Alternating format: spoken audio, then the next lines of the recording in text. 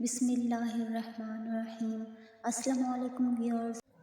دین کا درس خاص۔ حضرت سعدی رحمۃ اللہ علیہ فرماتے ہیں، میں نے چھوٹی عمر میں نماز پڑھنے اور روزے رکھنے کی پابندی شروع کی۔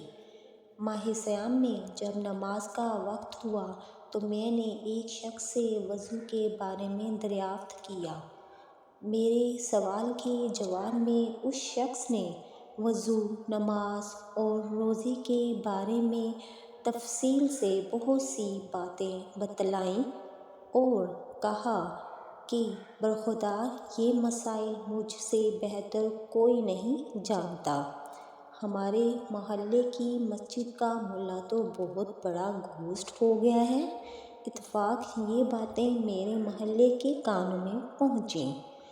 وہ بڑا ناراض ہوا۔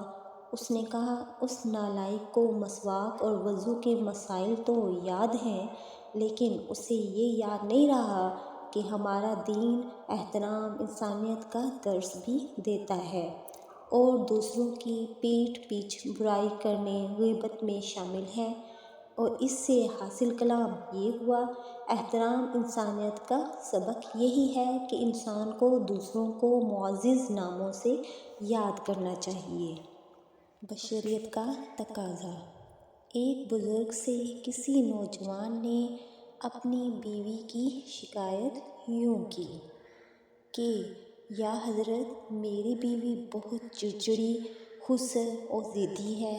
میری زندگی چکی کے نچلے پارٹ کی طرح گرا ہو گئی ہے۔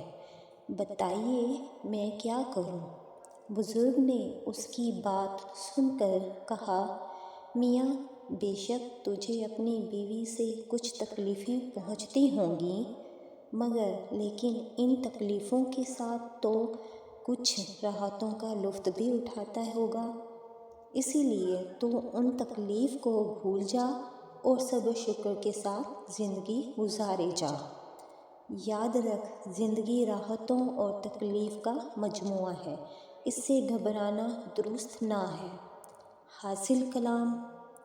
قرآن پاک کی ایک آیت ہے کہ جو چیز تیرے نزدیک بری لگتی ہے، ہو سکتا ہے اس میں تیرے لیے بھلائی رکھ دی گئی ہو۔ یاد رہے کہ عیوب سے پاک ذات صرف اور صرف اللہ پاک کی ہے۔ بشریت کے تقاضے سے کسی نہ کسی کمزوری کا شکار ہونا انسان کا خاصہ ہوتا ہے۔ خوبیاں اور خامیاں۔ کسی کے پاس ایک ایسا غلام تھا جو حسن صورت، دوستی، دیانتداری کے ساتھ اسے بہت عزیز تھا۔ ایک دن اس نے اپنے ایک دوست سے کہا، افسوس، میرا یہ غلام جس حسن صورت اور ناز و انداز کا مالک ہے، اتنا ہی زبان دراز اور بے ادب بھی ہے۔ کیا اچھا ہوتا یہ حسن صورت کے ساتھ حسن سیرت کا بھی مالک ہوتا۔ اس نے کہا، اے بھائی، جب تو نے دوستی کا اقرار کر لیا ہے تو اس سے خدمت گاری کی توقع مت رکھ۔ جب عاشقی معشوقی درمیان میں آئے تو مالکی اور مملوکی ختم ہو گئی۔ حاصل کلام۔ ہر انسان میں کچھ خوبیاں اور کچھ خامیاں ہوتی ہیں۔ دوستی میں چند خوبیوں کی وجہ سے تمام خامیاں سمیت قبول کرنا پڑتا ہے۔